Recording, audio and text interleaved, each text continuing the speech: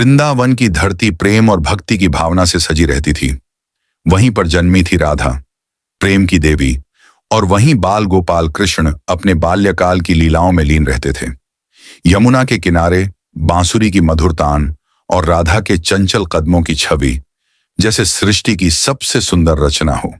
राधा और कृष्ण का मिलन साधारण प्रेम नहीं था, यह आत्मा का आत्मा से मिलन था। जब भी कृष्ण अपनी बांसुरी बजाते, राधा सब कुछ छोड़कर उस स्वर में खींची चली आती। वह जानती थी कि यह कोई सामान्य ध्वनि नहीं, बल्कि प्रेम की पुकार है। वृंदावन के कुंजों में दोनों की नजरें मिलती और समय जैसे ठहर जाता। राधा जानती थी कि कृष्ण केवल उसके नहीं हैं, वह विष्णु के अवतार हैं, धरती पर धर्म की स्थापना करने आए हैं। फिर भी उसका प्रेम निस्वार्थ था, बिना किसी अपेक्षा के। वह जानती थी कि यह प्रेम उसे पूर्ण कर रहा है, भले ही वह कृष्ण को सदा के लिए न पा सके। एक दिन राधा ने कृष्ण से पूछा, कान्हा, क्या तुम मुझे कभी छोड़ दोगे? कृष्ण मुस्कुराए और बोले, राधे, मैं तुमसे दूर हो सकता हूं, पर तुम्हारे हृदय से कभी नहीं। हमारा प्रेम देह का नहीं, आत्मा का है। वर्ष बीते और वह समय आया जब कृष्ण को मथुरा जाना था। कंस का अंत करना था, धर्म की रक्षा करनी थी। राधा ने बिना कोई प्रश्न किए उन्हें विदा किया।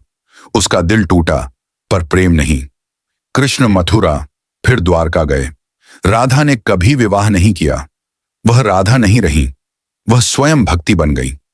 उन्होंने अपने प्रेम को संसार के लिए भक्ति का मार्ग बना दिया। जब कृष्ण द्वारका में थे, वे अक्सर राधा को याद करते। एक दिन उन्होंने राधा को बुलवाया। जब राधा आई तो कृष्ण ने उन्हें रानी बनने का प्रस्ताव दिया। राधा मुस्कुराई और बोली, कृष्ण, मैं राजगद्दी नहीं चाहती। मैं तो बस तुम्हारे साथ उस वृंदावन को चाहती थी जहां हम बिना किसी बंधन के प्रेम करते थे। कृष्ण भावुक हो गए। उन्होंने राधा से कहा, तुम मेरी आत्मा में समाई हो।